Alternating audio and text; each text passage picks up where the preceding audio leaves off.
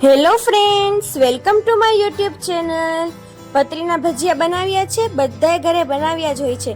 તો ચાલો આપણે તેની રેસીપી જોઈએ. સૌથી પહેલા તો પતરીને આવી રીતના કટ કરી લેવાની છે અને પાણીમાં ધોઈ લેવાની છે.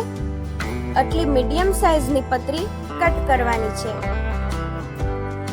ત્યારબાદ તેને થોડી વાર રાખી અને જાળીમાં કાઢી અને બધું પાણી નિતારી લેવાનું છે. ત્યારબાદ ચણાનો લોટ ડોવાનો છે. તેના માટે આપણે ચણાનો લોટ લઈશું. તેમાં આપણે એડ કરીશું ભજીયાના સોડા, એટલે કે જે ખાવાના સોડા હોય તેનું માપ પ્રમાણસર હોવું જોઈએ, ઓછું વધઘટ ન હોવું જોઈએ, નહીતર ભજીયા સારા નથી થતા. હવે તેમાં સ્વાદ પ્રમાણે મીઠું એડ કરવાનું અને પાણી એડ કરી અને પછી લોટ ડોઈ નાખવાનો. આટલા લોટમાં મેં થોડા જ સોડા નાખ્યા છે, તો પણ ભજીયા સરસ ફૂલાઈ જાય છે. આવી રીતના આટલી કન્સિસ્ટન્સીનો લોટ ડોવાનો છે. જો તમને હમણાં કન્સિસ્ટન્સી બતાવું છું, આટલી કન્સિસ્ટન્સી હોવી જોઈએ. ત્યારબાદ જે પતરી કટ કરેલી હતી તે પતરીને આપણે આમાં બોળી અને આ ચણાના લોટ વડે આપણે કોટ કરવાની છે અને પછી તેને તેલમાં ફ્રાય કરવાના છે. તો જુઓ છો ને, પતરીના ભજીયા થોડી જ વારમાં તૈયાર.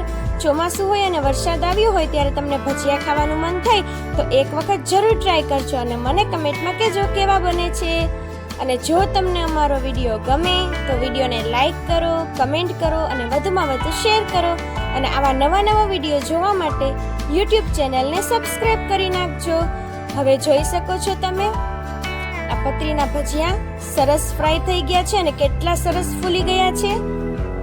એકદમ ફૂલાઈ અને સરસ થઈ ગયા છે. હવે આપણે તેને બહાર કાઢી લઈએ